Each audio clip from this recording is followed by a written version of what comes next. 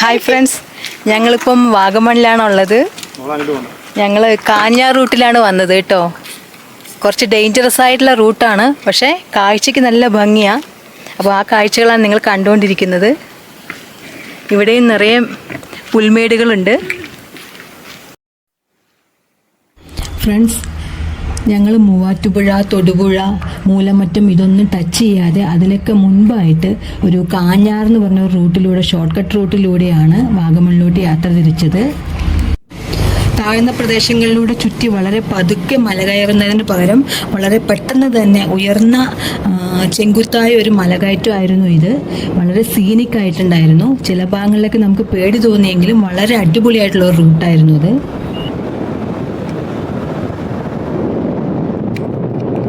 Friends, ഞങ്ങൾ പുലിക്കാനം tea എസ്റ്റേറ്റിൻ്റെ ഏരിയയിലാണ് നിൽക്കുന്നത് കേട്ടോ. അപ്പോൾ ഞങ്ങൾ ഇവിടുന്ന് കുറച്ച് ചായപ്പൊടി മേടിക്കാമെന്ന് കരുതിയിട്ടാണ് നിൽക്കുന്നത്. നല്ല ഭംഗിയുള്ള സ്ഥലം കേട്ടോ. ഞങ്ങൾ വന്ന വഴി കുറച്ച് എന്താ പറയുക, എക്സ്പ്ലോർ ചെയ്യാൻ പറ്റിയവർക്ക് പറ്റിയതാണ്. കൊള്ളായിരുന്നു. ഇടുക്കി, കോട്ടയം ഡിസ്ട്രിക്റ്റുകളുടെ അതിർത്തിയിലായാണ് ഈ പുലിക്കാനം ടീ എസ്റ്റേറ്റ് സ്ഥിതി ചെയ്യുന്നത്. സമുദ്രനിരപ്പിൽ നിന്ന് 1100 മീറ്റർ ഉയരത്തിലാണ് ഈ ടീ എസ്റ്റേറ്റ് സ്ഥിതി ചെയ്യുന്നത്. മൂലമറ്റം വഴിയാണെങ്കിലും കാഞ്ഞാർ റൂട്ടിലാണെങ്കിലും ഈ പുലിക്കാനം ടീ എസ്റ്റേറ്റിന് മുമ്പിലൂടെ അല്ലാതെ വാഗമണിലോട്ട് പോകാൻ കഴിയാറില്ല. ടീ എസ്റ്റേറ്റിനടുത്തായി ഒരു അതിമനോഹരമായ ചർച്ച് ഉണ്ടായിരുന്നു. ഒരു സിനിമയിലൊക്കെ കാണുന്നത് പോലുള്ള ചേർച്ചാണ്. വളരെ സീനിക്കായിരുന്നു.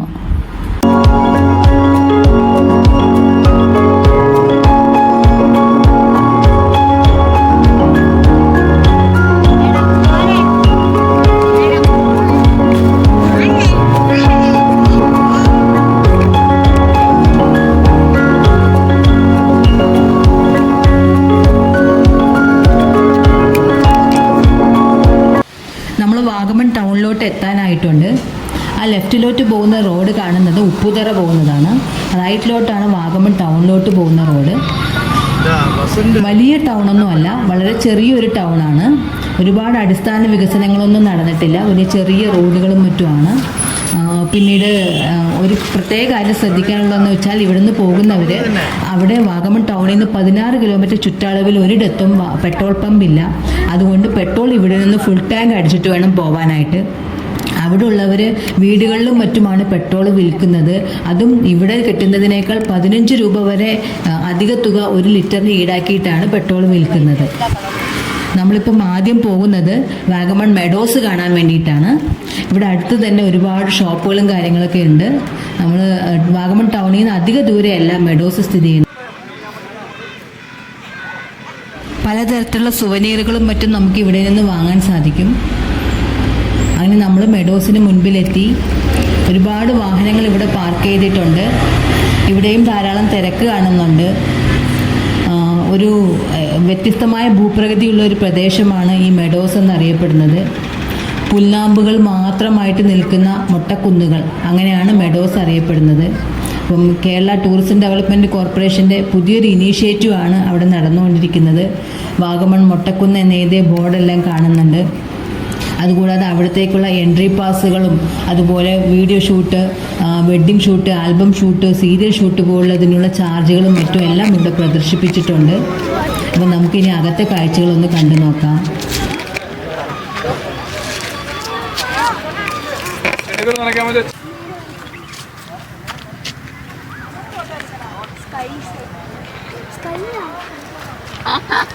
സ്കൈന്റെ സ്പെല്ലിംഗ് കണ്ടില്ലേ?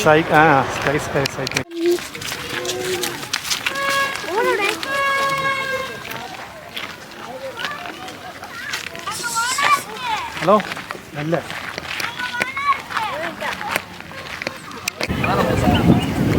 Hi friends, welcome to our YouTube channel Yathra Snehi. നമ്മളിപ്പം വാഗമണിലാണുള്ളത്. ഇന്ന് രാവിലെ ഞങ്ങളുടെ നാട്ടിൽ നിന്ന് വന്നതാണ് വാഗമണിലോട്ട്. അപ്പം നമ്മളിപ്പം നമ്മുടെ വാഗമണിലെ ഫേമസ് ആയ മൊട്ടക്കുന്ന് അല്ലെങ്കിൽ മെഡോസിലാണ് നിൽക്കുന്നത്. ഇപ്പം വേനൽക്കാലം ആയതുകൊണ്ട് തന്നെ പുല്ലൊന്നും വല്ല പച്ചപ്പായിട്ട് നിൽക്കുന്നില്ല. കുറച്ചൊക്കെ കരിഞ്ഞിട്ടൊക്കെ കാണുന്നുണ്ട്. എങ്കിലും മനോഹരമായ സ്ഥലമാണ്. നല്ല കാറ്റുണ്ട്, തണുത്ത കാറ്റുമാണ് വരുന്നത്. വെയിൽ ഇത്ര നേരം ഉണ്ടായിരുന്നു, ഇപ്പോൾ കുറച്ച് കാമായിട്ടുണ്ട്. പക്ഷേ എന്തായാലും നല്ല രസമായിട്ടുള്ള സ്ഥലമാണ്. ഒരുപാട് സഞ്ചാരികൾ വന്നുകൊണ്ടിരിക്കുന്നുണ്ട്. അപ്പോൾ ഈ കാഴ്ചകളൊക്കെ കൊണ്ട് നോക്കൂ, എത്രയാ പുൽമേടുകൾ നിൽക്കുന്നതെന്ന്.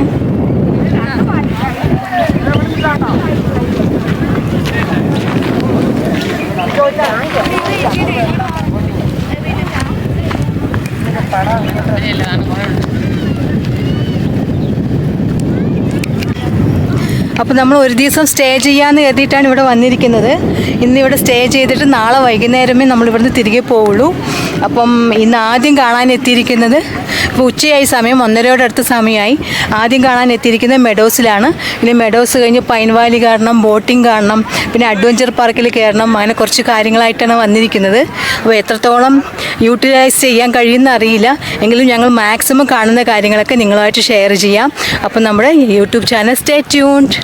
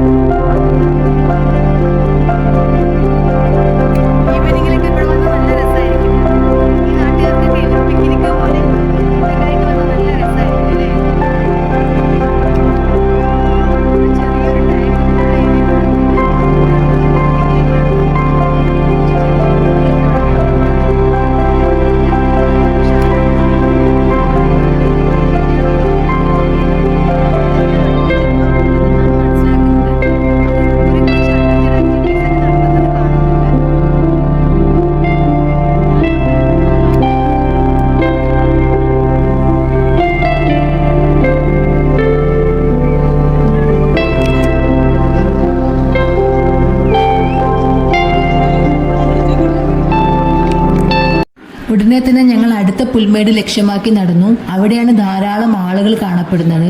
അവിടെ തന്നെയാണ് സിപ്പ് ലൈനും സൈക്ലിങ്ങും പോലുള്ള ആക്ടിവിറ്റീസ് എല്ലാം നടക്കുന്നത്. അതുകൊണ്ട് ഒരുപാട് ആളുകൾ അവിടെ വന്ന് വെയിറ്റ് ചെയ്യുന്നുണ്ട്. അപ്പം സിപ്പ് ലൈനും സൈക്ലിങ്ങും എല്ലാം ചെയ്യാനായിട്ട് 400 രൂപയാണ് ഓരോ ആക്ടിവിറ്റിക്കുമുള്ള ചാർജ് എടുക്കുന്നത്. അതിൻ്റെ ബോർഡെല്ലാം അവിടെ വെച്ചിട്ടുണ്ട്. ടിക്കറ്റും അവിടെ തന്നെ ഇഷ്യൂ ചെയ്യുന്നുണ്ട്. രണ്ടും കൂടെ കോംബോ ആയി എടുക്കുകയാണെങ്കിൽ 600 രൂപയ്ക്ക് ടിക്കറ്റ് എടുക്കാവുന്നതാണ്. അങ്ങനെയാണ് അവിടെ എഴുതി വെച്ചിരിക്കുന്നത്. അപ്പം സിപ്പ് ലൈൻ ചെയ്യാനായിട്ട് ഓരോരുത്തരും മേളിലേക്ക് കയറി പോകുന്നുണ്ട്. നമുക്കതൊന്ന് കണ്ടു നോക്കാം.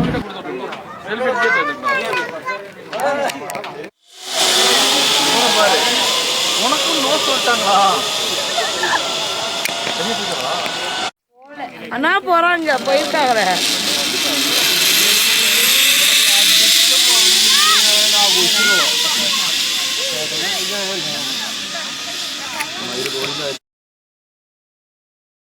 ഈ പുൽമേടിന് താഴ്ഭാഗത്തായിട്ട് ഒരു ചെറിയ തടാകം കാണുന്നുണ്ട്. അവിടെയാണ് ബോട്ടിംഗ് അറേഞ്ച് ചെയ്തിരിക്കുന്നത്. ആ കാണുന്ന കെട്ടിടത്തിലാണ് അതിനുള്ള ടിക്കറ്റും മറ്റും ഇഷ്യൂ ചെയ്യുന്നത്. എങ്കിലും ഞങ്ങൾ അവിടെ ബോട്ടിംഗ് ചെയ്യാൻ പോയില്ലായിരുന്നു. സിപ്പ് ലൈൻ പോകുന്ന ആളുകൾ ആ ദൂരെ കാണുന്ന ടവറിന് അവിടെ ഇറങ്ങി തിരിച്ച് നടന്നാണ് ഇങ്ങോട്ട് കയറി വരുന്നത്. പുൽമേടുകളായതുകൊണ്ട് തന്നെ നല്ല കാറ്റ് അനുഭവപ്പെടുന്നുണ്ട് ഇവിടെ. അതുകൊണ്ട് ഒരുപാട് പേര് പട്ടം പറത്തി കളിപ്പിക്കുന്നുണ്ട് കുട്ടികളെയെല്ലാം. ഇവിടുത്തെ ഷോപ്പുകളിലെല്ലാം ധാരാളം പട്ടം, പല വർണ്ണങ്ങളിലുള്ള പട്ടങ്ങൾ വിൽക്കാൻ വെച്ചിട്ടുണ്ട്. അപ്പം ഇവിടെ വരുന്നവർക്ക് ഒരു മെയിൻ ഹോബിയാണ് പട്ടം പറത്തുക എന്നുള്ളത്. ഈവനിങ് ടൈമിലൊക്കെ ഇവിടെ വരികയാണെങ്കിൽ നല്ലൊരു പിക്നിക് സെൻ്റർ ആയിരിക്കും ഇത്. കുറച്ച് സമയം അവിടെ ചിലവഴിച്ച് അവിടുത്തെ കാഴ്ചകളെല്ലാം ആസ്വദിച്ച ശേഷം ഞങ്ങൾ തിരിച്ചിറങ്ങാൻ തീരുമാനിച്ചു. നല്ല വെയിലുള്ള സമയവും കൂടി ആയിരുന്നു. അതുകൊണ്ട് ഒരുപാട് പേര് കുടകൾ ചൂടിയാണ് വരുന്നത്. അപ്പോഴും ധാരാളം ആളുകൾ വന്നുകൊണ്ടിരിക്കുന്നുണ്ട്. പിന്നെ ഇവിടെ പോകുന്ന വഴിയിൽ ഒരു കൂടാരമൊക്കെ ഒരുക്കിയിട്ടുണ്ട്. ഒരുപാട് പേര് ഇവിടെ വിശ്രമിക്കുന്നുണ്ട്. ഈ പുൽമേടിൻ്റെ പശ്ചാത്തലത്തിൽ മനോഹരമായ ഫോട്ടോസ് എടുത്ത് നൽകാനായിട്ട് ഇവിടെ ഒരാൾ ഇരിപ്പുണ്ട്. അപ്പം 750 രൂപ മുതലാണ് ഇവിടെ ഫോട്ടോയ്ക്ക് ചാർജ് ഈടാക്കുന്നത്. അത് പല വലുപ്പത്തിലുള്ള ഫോട്ടോസ് ഉണ്ട്. ഓരോ വലുപ്പത്തിനും അനുസരിച്ച് വ്യത്യസ്തമായ ചാർജാണ് അവർ ഈടാക്കുന്നത്. ഫ്രെയിം 750 സ്റ്റാർട്ടിംഗ് ആണ്. 750 തൊട്ട് സ്റ്റാർട്ടിംഗ്. ഫാമിലി ഫോട്ടോ സിംഗിൾ ആണെങ്കിലും ഫാമിലി ആണെങ്കിലും എല്ലാം ഒരേ ഇത് തന്നെ അല്ലേ?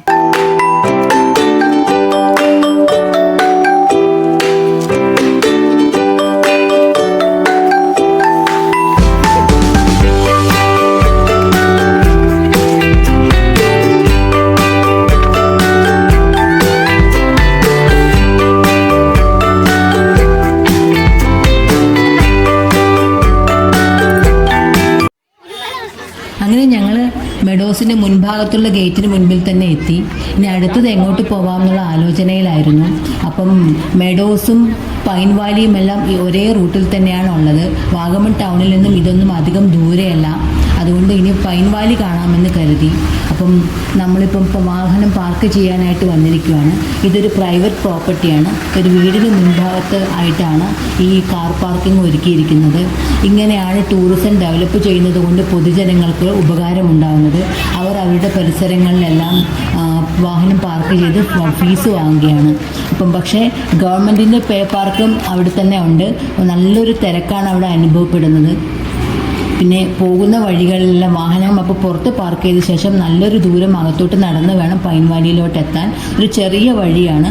അകത്തോട്ട് പോകുന്നതിനുള്ള വശങ്ങളിലെല്ലാം ധാരാളം ഷോപ്പുകൾ, സൊവനീർ ഷോപ്പുകളുണ്ട്. ഒരുപാട് ഐറ്റംസ് അവിടെ വിൽപ്പനയ്ക്ക് വെച്ചിട്ടുണ്ട്. ചോക്ലേറ്റ്സ് ആണെങ്കിലും മറ്റ് ബാഗുകൾ പോലുള്ള സാധനങ്ങൾ, കുട്ടികൾക്കുള്ള ടോയ്സ്, അങ്ങനെയുള്ള പലതും വെച്ചിട്ടുണ്ട്. എല്ലാത്തിനും നല്ലൊരു വില തന്നെയാണ് അവിടെ ഈടാക്കുന്നത്. അപ്പം ഇതൊരു കാഴ്ച. ഹായ് ഫ്രണ്ട്സ്, നമ്മളിപ്പം വാഗമൺ പൈൻ ഫോറസ്റ്റിലാണ് എത്തിയിരിക്കുന്നത്. നല്ല റഷാണ് ഇവിടെ. ഒരുപാട് ജനങ്ങൾ വന്നിട്ടുണ്ട്. അപ്പം നമ്മൾ പാർക്കിങ്ങിൽ വാഹനം ഇട്ടിട്ട് കുറേ ദൂരം അകത്തോട്ട് നടന്നിട്ടാണ് വന്നിരിക്കുന്നത്. വരുന്ന വഴിയിൽ നിറയെ ഷോപ്പുകളുണ്ട് ആളുകൾക്ക് ഷോപ്പിംഗ് ചെയ്യാനായിട്ട്. അപ്പം നമുക്ക് ഇവിടുത്തെ കാഴ്ചകളൊന്ന് കണ്ടു നോക്കാം. ഇതാണ് Vagamon pine ഫോറസ്റ്റിൻ്റെ view.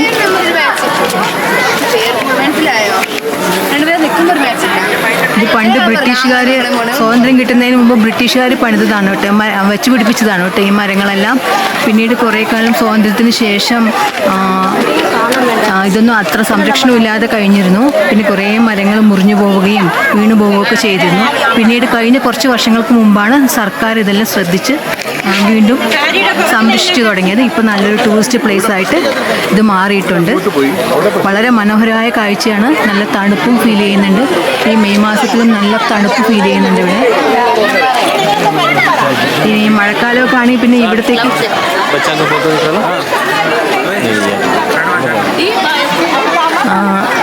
Excuse me തണുപ്പ് കാലം ആകുമ്പോൾ പിന്നെ തീരെ വെയിൽ പോലും ഇങ്ങോട്ട് അടിക്കാത്ത രീതിയിൽ അത്രയ്ക്കും ഇരുട്ട് പോലെ ഉണ്ടാവും ഇവിടെ കാണാനായിട്ട്. ഒത്തിരി ആളുകൾ ഇവിടെ വന്നിരിക്കുന്നുണ്ട്. നിങ്ങൾ കാണുന്നുണ്ടല്ലോ വീഡിയോയിൽ.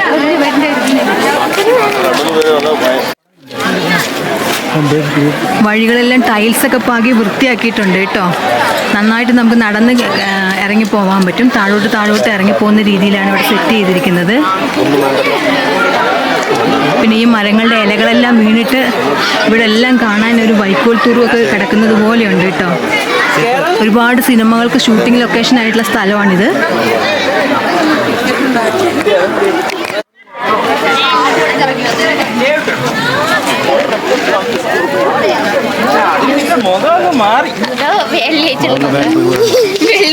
മാത്രം boating, cafeteria, children's park, garden, orchids, forest products, plant sale, ഇതുപോലുള്ള കാര്യങ്ങളൊക്കെ ഇവിടെ ഉണ്ടെന്നാണ് പറഞ്ഞിരിക്കുന്നത് കേട്ടോ.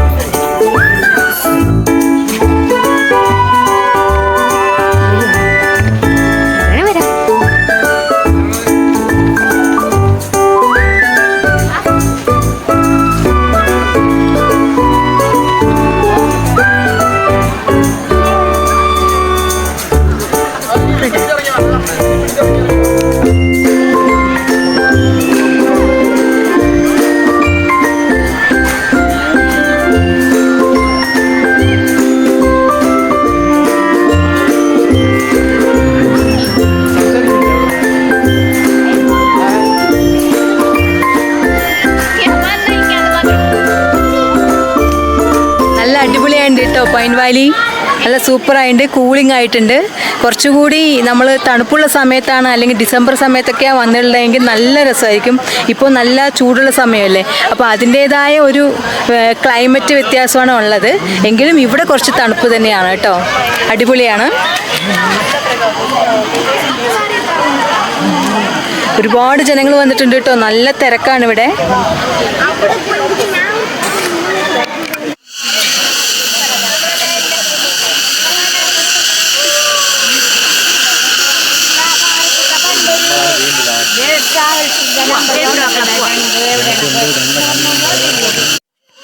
ഇവിടെയും പൈൻ ഫോറസ്റ്റിൻ്റെ പശ്ചാത്തലത്തിൽ ഫോട്ടോസ് എടുത്തു കൊടുക്കുന്ന സെക്ഷനുണ്ട്. ഇവിടെ 700 രൂപ മുതലാണ് ചാർജ് ഈടാക്കുന്നത്. നമ്മൾ പൈൻ വാലിയിൽ നിന്ന് തിരിച്ചു പോവുകയാണ്. ഇനി നമ്മൾ വേറെ സമയം അനുസരിച്ചിട്ട് വേറെ ഏതെങ്കിലും 1-2 സ്പോട്സിലും കൂടെ പോകാമെന്ന് വിചാരിക്കുന്നുണ്ട്. അപ്പോൾ നമുക്ക് പൈൻ വാലിയിൽ നിന്ന് വിട പറയാം.